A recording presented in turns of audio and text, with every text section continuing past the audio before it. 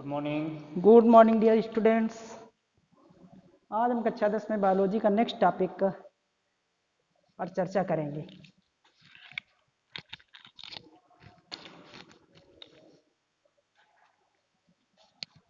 तो इसके पहले वाले वीडियो में हमने आप लोगों को ब्लड के बारे में बताया था, ब्लड वाली टेबल समझा दी थी, उसमें प्लाज्मा समझा दिया था।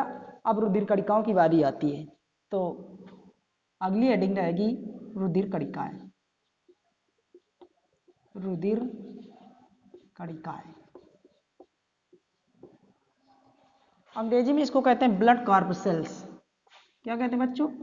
Blood corpuscles.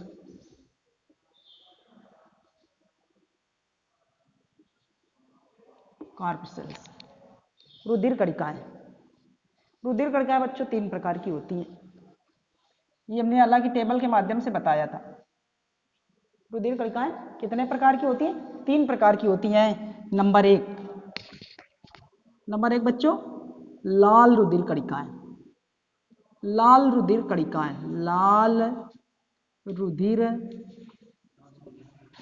कणिकाएं, लाल रुधिर कणिकाएं। अंग्रेजी में इसको कहते हैं रेड ब्लड कॉर्पसेल्स।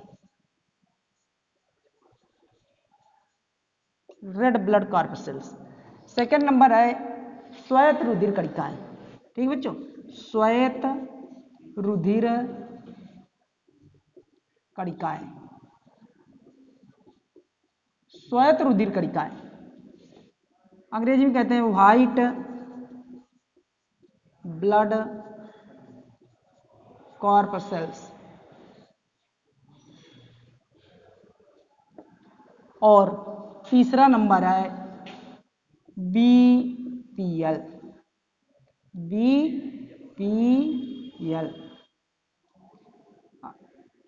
यानी कि रुधिर प्लेटलेट्स। रुधिर प्लेटलेट्स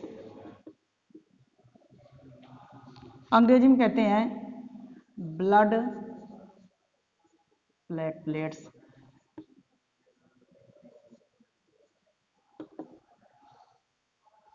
ठीक है बच्चों, तो रुधिर कणिकाएं समझ गए कितने प्रकार की होती हैं? तीन प्रकार की होती हैं। ठीक, हाँ। तो लाल रुधिर कणिकाएं, लाल रुधिर कणिकाएं जो होती हैं ये कुछ इस तरह होती हैं। लाल रुधिर कणिकाएं कुछ इस प्रकार होती हैं।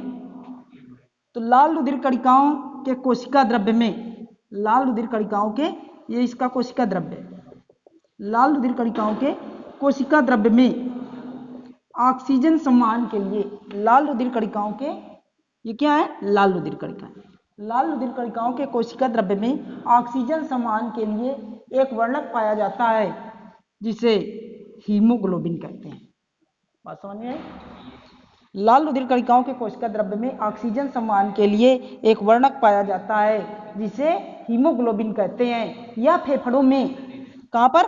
फेफड़ों में, या फेफड़ों में ऑक्सीजन के साथ संयोग करके, ये HB फेफड़ों में किसके साथ संयोग करता है?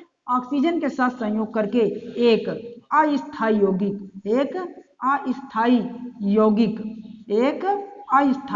यौगिक ऑक्सी हीमोग्लोबिन बनाता है। क्या बनाता है बच्चों? अस्थायी यौगिक का नाम क्या है? Oxy haemoglobin. ऑक्सी हीमोग्लोबिन ये बनाता है। ठीक बच्चों, ऑक्सी हीमोग्लोबिन बनाता है। इसके बाद क्या होता है? ऑक्सी हीमोग्लोबिन नामक अस्थायी यौगिक रुधिर के साथ ऊतकों तथा कोशिकाओं में पहुंचता है और कम सांद्रता वाले ऊतकों के संपर्क में आने पर ये ऑक्सी हीमोग्लोबिन पुनः ऑक्सीजन और प्लस हीमोग्लोबिन में बदल जाता है। इस प्रकार ऊतक कोशिकाओं को ऑक्सीजन प्रदान हो जाती है। इस प्रकार ऊतक कोशिकाओं को ऑक्सीजन प्रदान हो जाती है। इस कार्य के लिए